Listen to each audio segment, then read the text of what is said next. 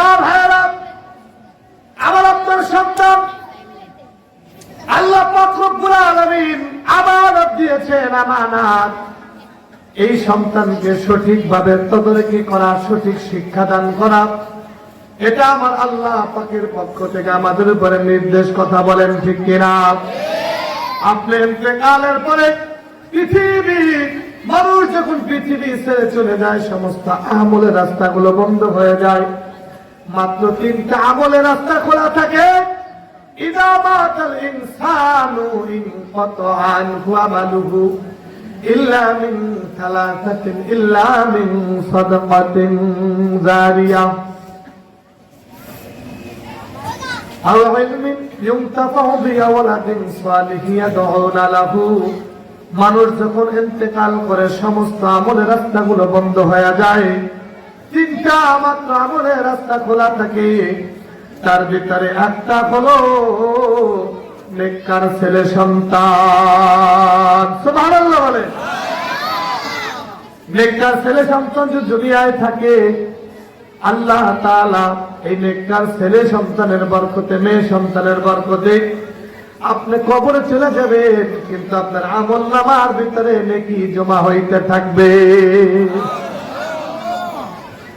আর যদি বক্কার সন্তান দেখে যান, জমিনের ভিতরে যে সন্তান জেনা করে, মদ পান করে, দুর্নীতি করে, চুরি করে, ডাকাতি করে, মানুষের সম্পদ লুটে পুটে খায়, মানুষের উপর অত্যাচার করে, আল্লাহর বিরুদ্ধে আচরণ করে, কোরআন হাদিস মানে না, ইসলাম মানে না, দিন মানে না, এই সন্তান দুনিয়ায় গুনাহ কাজ করবে।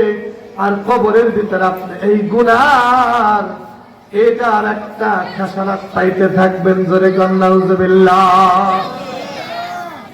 এই জন্য আমার ভাইয়েরা, তাফসীরে কাবীরের ভিতরে আছে হযরতে মূসা পয়গম্বর আলাইহিস সালাতু ওয়াস সালাম একটা কবরের পাশ দিয়ে যাইতেছিলেন।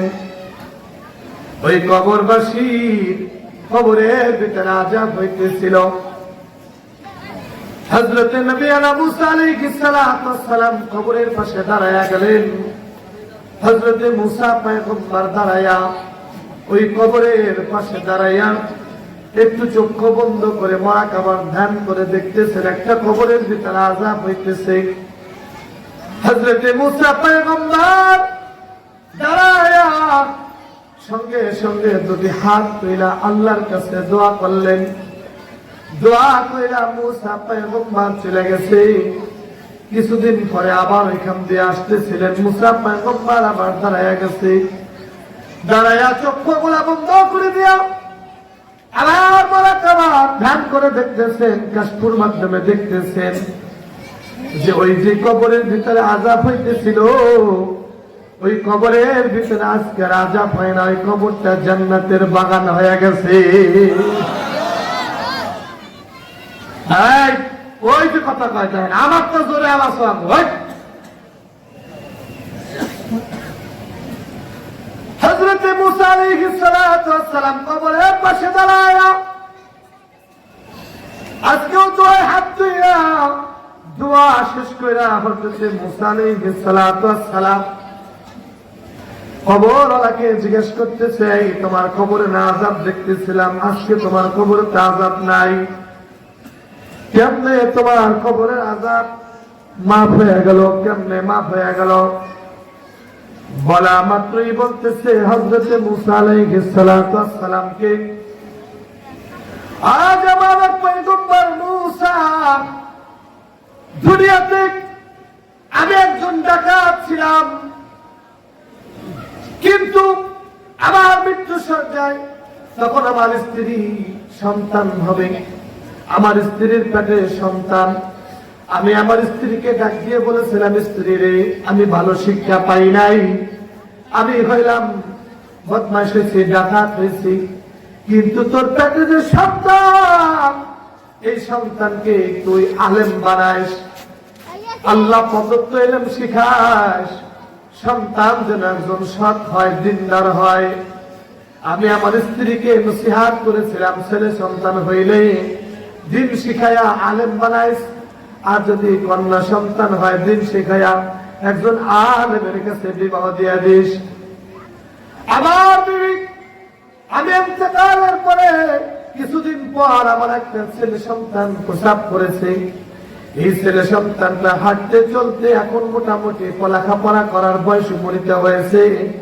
বুঝানোর জন্য বলি, ওই সন্তানটা আমার স্ত্রী নিয়া ওই যে মদিনাতুত তাকিবা মাদ্রাসায় ফজলের আব্বের কাছে নিয়ে ভর্তি করে দিছে। আমার এই সন্তানটা এতিম, বাবা নাই, আমি বাবা কবরে, আমার কবরে আযাব হয়। সন্তানটা যখন মাদ্রাসায় নিয়ে ভর্তি করে দিছে, ফজলের আব্বে সাহেব প্রথম দিন ভর্তি করে বলছে, ও ভাবি অথবা ও আন্টি, আপনি বাসায় চলে যান। সন্তান যেহেতু ভর্তি করে দিয়ে গেছেন, আজকের দিনটা মাদ্রাসায় ঘোরাফেরা করুক, মাদ্রাসার পরিবেশটা দেখুক, আগামীকালকে বই সিলেটকে আমি ব্যবস্থা করে দিলে লেখাপড়া শুরু করবে। আচ্ছা ঠিক আছে, আপনি এসে 11টার দিকে আপনার সন্তানকে নিয়ে দেন।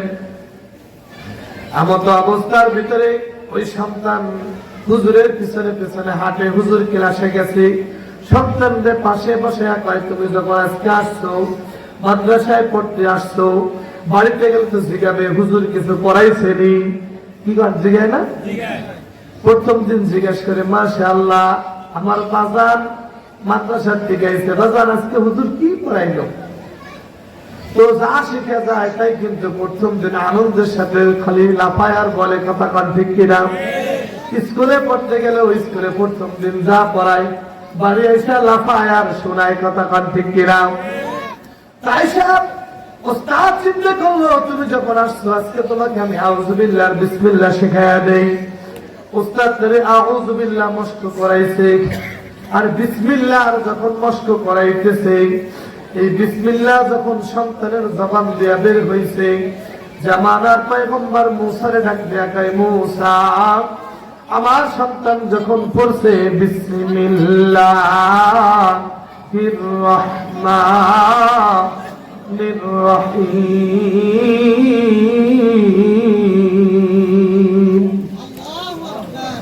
বিসমিল্লাহ জবান দিয়া পড়তে দেরি আমার আল্লাহ ফেরেশতাদেরকে ডাক দিয়া কয়, ও ফেরেশতারা রে, এই ছোট্ট শিশু এতিম সন্তান যার বাবা কবরে, কবরের ভিতরে বাবার আযাব হয়, এই সন্তান নেককার সন্তান। কোরআনে কারীম থেকে সূরাতুল ফাতিহার প্রথমে যে বিসমিল্লাহ আছে, এই বিসমিল্লাহ পাঠ করতেছে, ওই বিসমিল্লাহ পাঠ করার বরকতে আল্লাহ কয়, আমি নাকি রহিম, আমি নাকি রহমান। ওই ছোট্ট এতিম বাচ্চার জবান দিয়া বারবার বলে, আমি নাকি রহিম, আমি নাকি রহমান। তো আমার ছোট্ট বাচ্চা রহিম আর রহমান বলে, এই রহিম আর রহমানের পজিশন ঠিক রাখতে হবে। ওই ছোট্ট বাচ্চা বিসমিল্লাহ পড়ে আর এই নেকিগুলো তার বাবার কবরের ভিতরে পৌঁছায়া দাও।